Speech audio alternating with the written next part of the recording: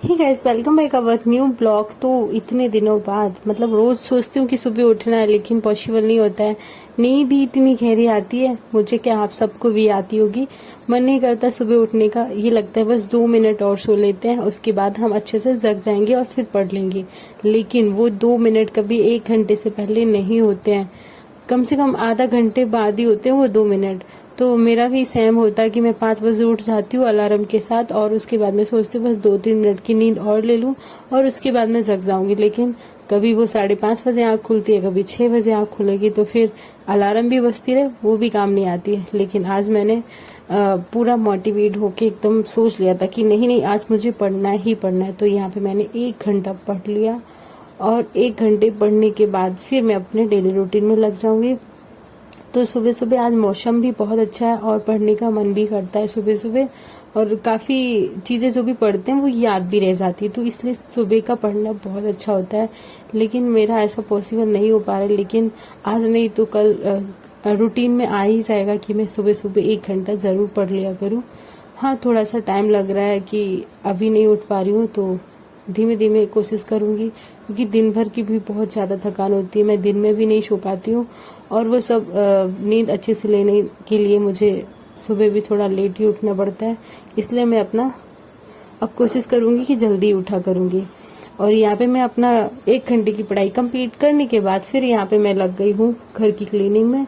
तो एक सब मैं आपको ट्रिक बताती हूँ बेडशीट बिछाने की, क्योंकि बेडशीट सबकी ना बिछाते ही थोड़ी देर बाद बेडशीट मतलब यहाँ मिलेगी, कहीं बच्चे ओम आके खेल गया उसके बाद यहाँ मिलेगी। लेकिन सबसे अच्छी तकनीक ये है कि मैं जो चारों कॉर्नर में गठान लगा दूंगी बेडशीट के, तो इससे बेडशीट खिसकती नहीं है। देखो मैं यहाँ पे गठान लगा रही हूँ। गांठ लगाने के बाद चारों को अच्छे से दबा देंगे कॉर्नर को, और बेडशीट एकदम फुल ऑन फिनिशिंग के साथ पूरा दिन बिछी रहती है। हाँ, अगर बहुत ज़्यादा मस्ती करता है, उसको खींचता है, निकालता है, तो फिर तो निकल ही जाएगी। वैसे ये बेडशीट बहुत अच्छे से बिछ जाती है, तो मुझे बार बार इसको सही नहीं करना पड़ता। तो यहाँ पे मुझे कुछ टाइम मिल जाता है पढ़ने के लिए, क्योंकि यहाँ पे भी बेडशीट सेट करने में पूरा दिन तो इसमें लग जाता है कि बार बार जितने बार मैं जब भी बैठने आऊँगी बेडशीट फैली हुई मिलेगी। लेकिन अभी मेरी बेडशीट एकदम ठीक है। और यहाँ पे मैं अपना खाना पीना सब कुछ बना चुकी हूँ, जो भी मेरा किचन का काम है ख़त्म कर दिया है।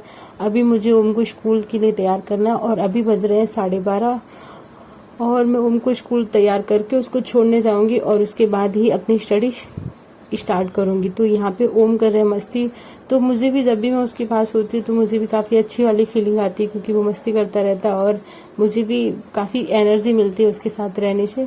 और इसके बाद मैं उसको छोड़ने के बाद आ गई हूँ अपनी स्टडी टेबल के पास, और मैं यहाँ पे करूँगी अपनी स्टडी स्टार्ट। तो फाइनली यहाँ पे मुझे टाइम मिल गया है अपनी प्रिपरेशन करने का टाइम, क्योंकि जब आपने सोचा है एसएससी की प्रिपरेशन करने का, तो आपको थोड़ा सा एक्स्ट्रा टाइम निकालना होगा, आपको मेहनत भी करनी होगी, और आपको अपनी अच्छे से पढ़ाई करके अपना गोल भी अचीव करना होगा। इसलिए लगे रहो मुन्ना भाई, मतलब पढ़ते रहो पढ़ते रहो। जब भी एक एक मिनट आपको जहाँ पे भी आपको लग रहा है कि आप यहाँ से अपना टाइम बचा के पढ़ सकते हो, तो वो अपनी टाइम की कीमत समझो और अपना स्टडी में लगाओ। मतलब जहाँ से बच सकता है, लोगों से बात करने से, लोगों के मिलने से, लोगों को और चीज़ें मतलब घर में भी एक्स्ट्रा फ़ोन चलाने से, कितनी सारी ऐसी एक्टिविटीज़ है जिनको आप छोड़ के अपनी स्टडी को कंप्लीट कर सकते हैं और अपना गोल अचीव कर सकते हैं।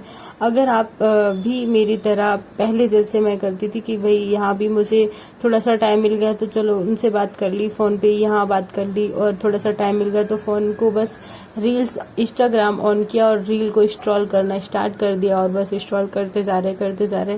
टाइम का कोई भी रूटीन नहीं, टाइम का कुछ भी पता नहीं कि कितना टाइम हो रहा है। और जब भी फ़ोन को साइड में रखा पता चला कि इतने बज गए, बाप रे बाप, अब मैं क्या करूं। मतलब पूरा दिन मेरा यूं ही निकल गया, पता नहीं चलता था। लेकिन अभी जब सोच लिया, टारगेट बना लिया है, लाइफ में टारगेट होना बहुत ज़रूरी है, तो टारगेट बना लिया एसएससी प्रिपरेशन का, तो उसको करते हैं स्टार्ट। और मैं यहाँ पे पढ़ रही हूँ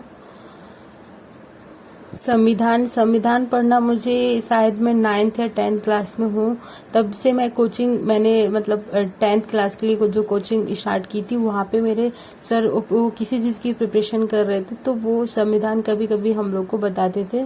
तो इसलिए मुझे तभी से इंटरेस्ट हो गया था संविधान में, मतलब पढ़ने में बहुत ही अच्छा लगता था। मतलब ऐसा था कि इसके बारे में और जानना है और जानना है। तो ये मुझे काफ़ी अच्छे से याद है और मैं इसकी प्रिपरेशन बहुत कम करती हूँ।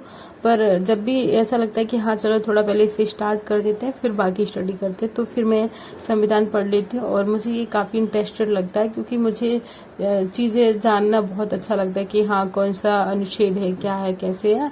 तो इन सबको मैं देखती रहती हूँ। तो ये मैं जल्दी से कवर कर लिया मैंने, तो इसको तो बस फटाफट मैं पढ़ लेती हूँ। और उसके बाद में पढ़ूंगी इतिहास, क्योंकि इतिहास मैंने बहुत पहले ही पढ़ा था और फिर बीच में गैप करने के बाद मैंने नहीं पढ़ पाया था। तो इस चक्कर में मुझे इतिहास मतलब पढ़ा हुआ है, काफ़ी चीज़ें याद है, लेकिन उसकी सन इतनी हैवी होती है कि मतलब हर क्वेश्चन में एक ना एक क्षण दे देते हैं, तो वो कहीं ना कहीं भूल जाते हैं। तो वो पढ़नी पड़ती है। और इतिहास ऐसी चीज़ है कि मतलब कितना भी आप याद करते रहो पर वो कहीं ना कहीं भूल जाते हैं। अगर आप इसको ट्रिक के साथ याद करते हैं तो ये याद रह जाता है, नहीं तो ये होता है कि समझ ही नहीं आता कि पढ़ा क्या है और थोड़ी देर बाद उसकी सेंस भूल गए तो पता ही नहीं चलता क्या पढ़ा। तो फिर से मैं अपना 1 घंटे पढ़ने के बाद थोड़ा सा गैप लिया, लोगों से बातें की, फिर उसके बाद फिर से मैंने अपनी स्टडी स्टार्ट कर दी। तो यहाँ पे भी मैं कंटिन्यू पढ़ रही हूँ और यहाँ पे मैं पढ़ रही हूँ तो वो मैं यहाँ पे पढ़ रही हूँ क्योंकि वोकैब भी बहुत ज़रूरी है। और अगर आप एसएससी की प्रिपरेशन कर रहे हैं तो आपको इंग्लिश भी बहुत अच्छे से याद करनी है। तो और उसके बाद मुझे पढ़ते पढ़ते खाने की याद आ गई तो यहाँ पे मैं थोड़ा सा खा लेती हूँ और रखती हूँ साइड में, पानी वानी पी के फिर से अपनी स्टडी स्टार्ट कर देती हूँ। तो मैं यहाँ पे 1 वर्ड सब्स्टिट्यूशन पढ़ रही हूँ। तो अभी ये वाले टाइम में सेक्शन में मैं दोपहर में इंग्लिश भी पढ़ लेती हूँ, टाइम जैसा मिल जाता है। मतलब 3-4 घंटे जितने भी मुझे रूटीन में सेट करने हैं, तो उसमें कभी जिस हिसाब से मुझे टाइम मिलता है उस हिसाब से मैं अपना टाइम पीरियड सेट करके ही अपने सब्जेक्ट को सेट कर लेती हूँ कि इस घंटे में ये पढ़ लूंगी और इस घंटे में ये पढ़ लूंगी। जब भी एक्स्ट्रा टाइम मिलता है तो मैथ सॉल्व करती हूँ, क्योंकि मैथ अगर आप सॉल्व करना स्टार्ट करते हैं तो पता नहीं चलता टाइम को और बहुत ज़्यादा कंटिन्यू हो जाता है कि आप करते जा रहे हैं क्योंकि उसमें मन लग जाता है। तो मैथ ज़्यादातर मैं रात को करती हूँ क्योंकि मैं एकदम फ्री होती हूँ और उसके बाद ही मैं मैथ सॉल्व करती हूँ। तो आप लोगों के लिए भी यही सजेशन है कि आप लोग भी बस क्योंकि बहुत ज़्यादा कंपटीशन हाई है, कई लोगों से कंपटीशन करना है, 30 से 40 लोगों से। तो बस मेहनत करते रहो, एक ना एक दिन ज़रूर आएगा कि आप और हम अपने गोल को अचीव कर लेंगे। और हाँ टाइम लगेगा, अभी तो पहले तो वेट करना होगा वैकेंसी आने का, क्योंकि वैकेंसी अभी तो 5-6 महीने बाकी है, तब तक तो आपको वेट करना ही है। तब तक आपके पास टाइम है, ये पॉजिटिव चीज़ आप लेके चलो कि आपके पास इतना टाइम है कि आप स्टडी कर लोगे और अच्छे से अपने गोल को अचीव कर लोगे। तो अगर आप लोग को मेरा ये ब्लॉग अच्छा लगा तो थैंक यू।